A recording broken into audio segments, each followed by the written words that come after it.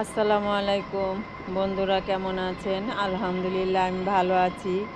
আমি আজকে একটু ট্যাংরা মাছের আম টক রান্না করব কাঁচা আম দিয়ে। তো এখানে অল্প কিছু ট্যাংরা মাছ নিয়েছি আর অল্প 2 থেকে 3টা আলু চিকন চিকন করে কেটে নিয়েছি আর নিয়েছি একটা আম। এখানে একটা আম নিয়েছি, আপনারা ইচ্ছে করলে একটার অর্ধেকও নিতে পারেন, যে যেরকম টক খায়। এখানে কড়ার মধ্যে তেল বসিয়ে দিয়েছি আর তেলটা গরম হয়ে গেছে, পেঁয়াজটা দিয়ে দিলাম। পেঁয়াজটা একটু নরম হয়ে আসার পর দিয়ে দিব একটু আদা রসুন বাটা। আদা রসুনটা একটু ভালো করে নেড়ে চেড়ে নিব যাতে আদার গন্ধের ভাবটা চলে যায়। এখন দিয়ে দিব পানি। আমি একটু পানি আগে দিয়ে দিই, কারণ তা না হলে আদার ছিটাটা আসে।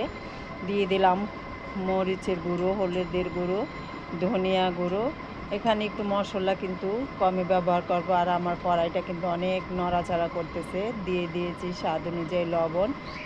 মশলাটা ভালো করে কষানো হয়ে গেছে, এখন আমি মাছটা কষিয়ে নিব। মাছটা ভালো করে কষিয়ে নিব, কারণ আলুটা সিদ্ধ হতে একটু সময় লাগে আর এই মাছটা হতে কিন্তু বেশি সময় লাগবে না।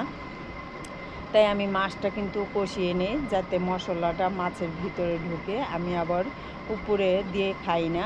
এই দেখুন মাছটা কষানো হয়ে গেছে, এখন আমি মাছটা উঠিয়ে নিব। একটা আলাদা পাত্রে উঠিয়ে নিলাম। দেখুন এখন এটার ভিতরে দিয়ে দিব আলু। আলুটা দিয়ে ভালো করে কষিয়ে নিব। আর আমার কড়াইটা কিন্তু অনেক নড়াচড়া করতেছে, কারণ এটা কারেন্টের চুলায় রান্না করতেছি, সেজন্য অনেক নাড়াচাড়া করে। এই আলুটা কিন্তু কষানো হয়ে গেছে, দেখতে পাচ্ছেন নাড়া দিতে গেলে অনেক নড়াচড়া করতেছে। এখন এখানে দিয়ে দিব পরিমাণ মতন পানি। আর পানিটা একটু বেশি পরিমাণে দিব, এটা যেহেতু টক সেজন্য একটু পানির পরিমাণটা বেশি দিতে হবে। এটা ঝোল হবে। এই দেখুন ঝোলটা দিয়ে দিলাম। আর এই ঝোলটা দিয়ে ভাত খেতে কিন্তু খুব ভালো লাগে। এখানে দিয়ে দিলাম আম। একটা আমি কেটে দিয়ে দিয়েছি। আপনারা ইচ্ছে করলে হয়তো বা আলুর ঝোল বলক আসলে দিতে পারেন, আমি কিন্তু তখনই দিয়ে দিচ্ছি। এই যে মাছগুলো দিয়ে দিলাম বলক আসার পরে। মাছটা দিয়ে এখন আরও কিছুক্ষণ রান্না করে নিব।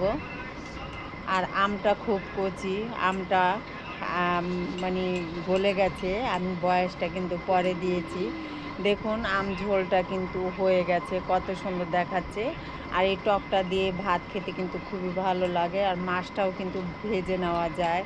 দেখুন কালারটা কত সুন্দর দেখাচ্ছে, মানে বলা যায় না, কালারটা অনেক সুন্দর। কেমন হয়েছে বন্ধুরা আমার এই আম ঝোলের রেসিপি? যদি ভালো লাগে একটা লাইক শেয়ার কমেন্ট করবেন, কমেন্ট করে জানাবেন। ভিডিওটি সম্পূর্ণভাবে দেখে আমার চ্যানেলটি সাবস্ক্রাইব করে দিবেন। আল্লাহ হাফেজ।